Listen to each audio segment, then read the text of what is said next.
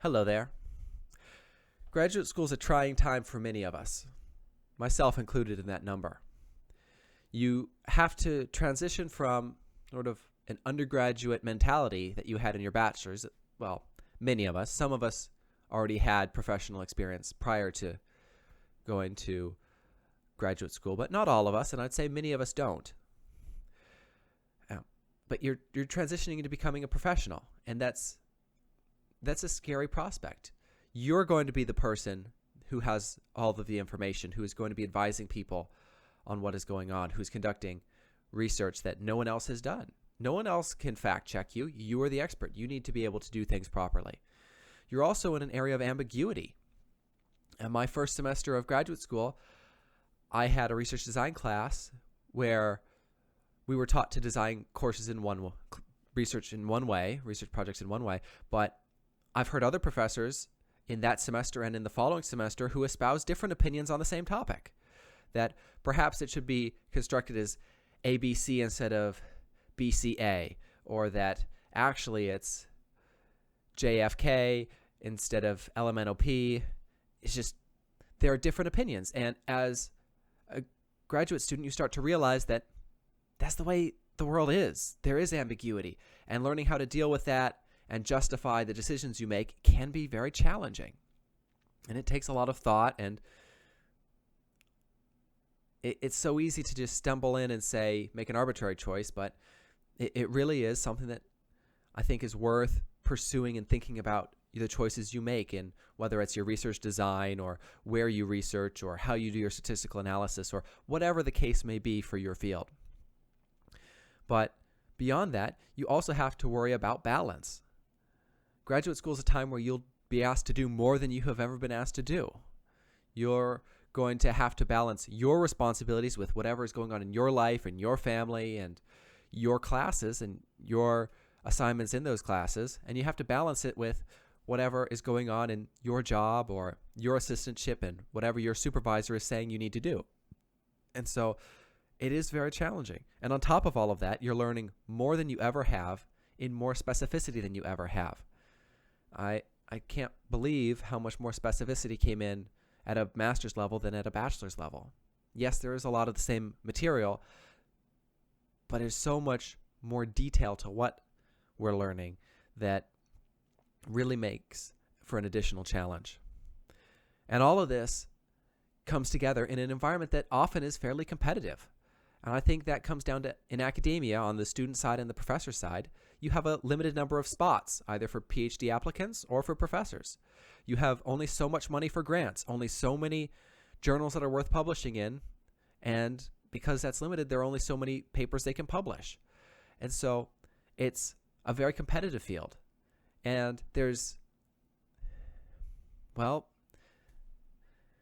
tendency to push your boundaries, to say, oh, I don't need sleep, I don't need food, I don't need friends, I don't need hobbies or relaxation. I just need to be able to give 100% of what I have right now until my degree is over. Then I'll bring all those things back. And that is tempting.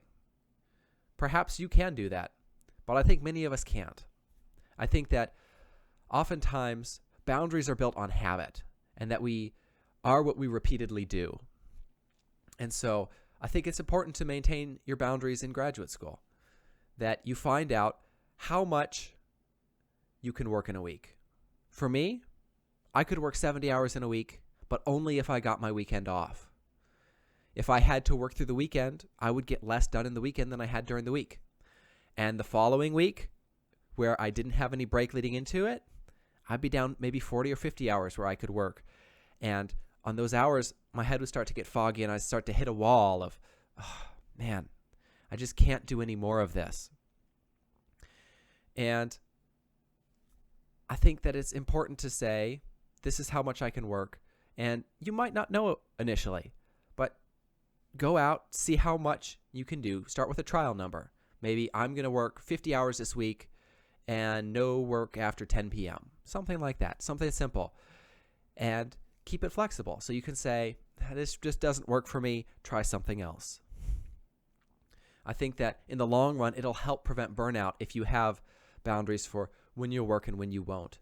I think another important aspect is to make sure you're doing things outside of school. So whether that's friends outside of school or hobbies that are unrelated to school, just something so that not all of your time and all of your energy and all of your effort is spent on school.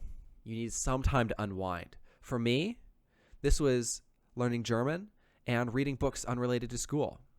I found that by incorporating those every day, I had a little bit of time where I could wind down before bed, and I would be a little bit better the next day than if I'd just gone straight to bed only thinking about school. I think that there's something to a liberal arts education in that you learn multiple different things, and getting different perspectives and different subject matters allows you to be better at whatever you end up specializing in. And so I think that being able to step outside of psychology and into German or World War II or whatever else it was I was reading that allowed me to step back and come at the next day's work with a fresh perspective. So whatever that is for you, go ahead and try it out. I'd encourage you to make sure that sleep and fitness don't get excluded from consideration here. I did a very good job with my sleep. I did a terrible job with fitness. And as you may see, I'm trying to fix that this summer in the hopes that I'll be able to carry it into the next year of graduate school. I also think that if you're going to have boundaries, you need to do a little bit of proactive thinking, because there are going to be times when you're pushed on your boundaries. You can't say, I am never going to get to the office before 9 a.m. and expect that to fly. Something is going to come up. Maybe a professor will have a meeting where they need you to be there at 8 to prepare something for a research participant, or someone's coming in to interview them, or something. Be willing to be flexible in what you're doing. Be willing to adjust your boundaries a little bit on those occasions where the repercussions for keeping your boundaries on things that are not essential to you, say your religion, are worse than the repercussions for breaking whatever the boundary is. So let's say you don't want to be in before 9, but your professor is counting on you to be there at 8 to set everything up for, let's say, a Skype class, so that all the technology is working. It's the first time that they've done it, and they need everything working at 9 o'clock ready to go. I'd say be flexible with your boundary. Get in at 8, make sure it's working, and then if you can, take off an hour early that day. Or find a way that week you can take that extra hour back so the boundary is bent but not broken. I think it's also important to be able to say to your professors that you can't do what they need you to.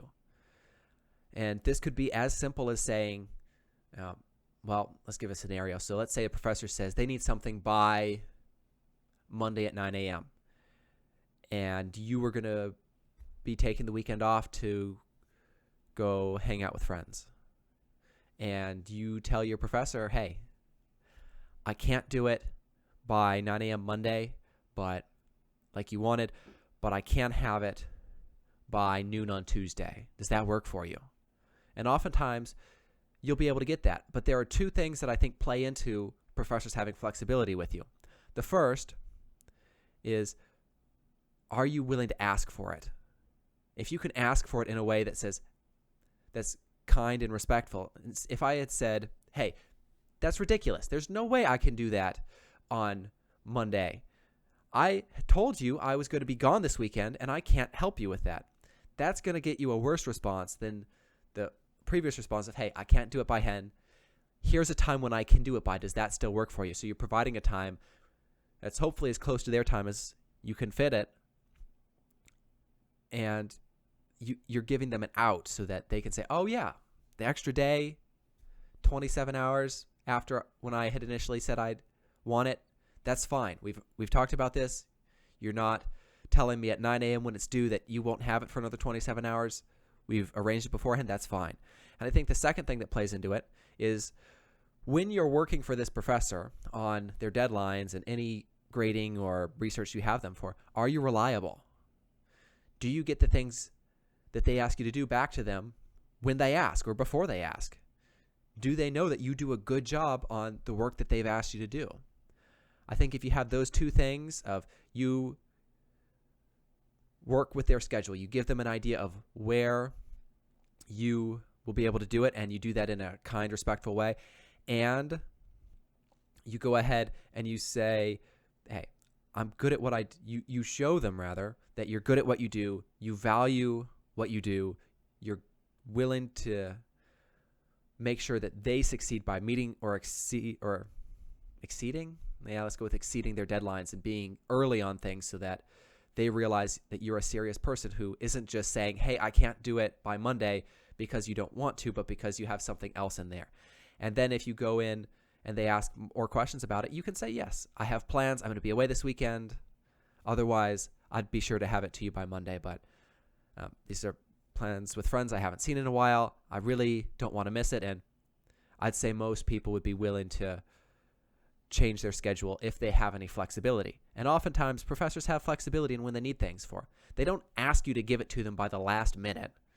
There are often deadlines that they give to you a little bit earlier so that they can have a chance to look it over before either the grant gets submitted or the grades are submitted to students or the research is sent off to the print shop so it can be printed. There's almost always some extra leeway in there. And if you can talk to them about it in a professional way, I think a lot of times they'll give that to you. Now, I want you to remember that boundaries are important.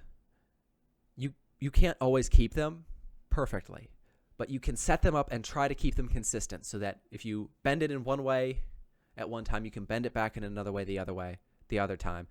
And that by having these boundaries, one, you're setting yourself up for a professional career better because you're becoming a better rounded person who's willing and able to say, hey, this is what I need as a person to be able to function at my best, as opposed to just pushing through, this is the way academia is, and I will prove that I am exceptional and that I deserve to be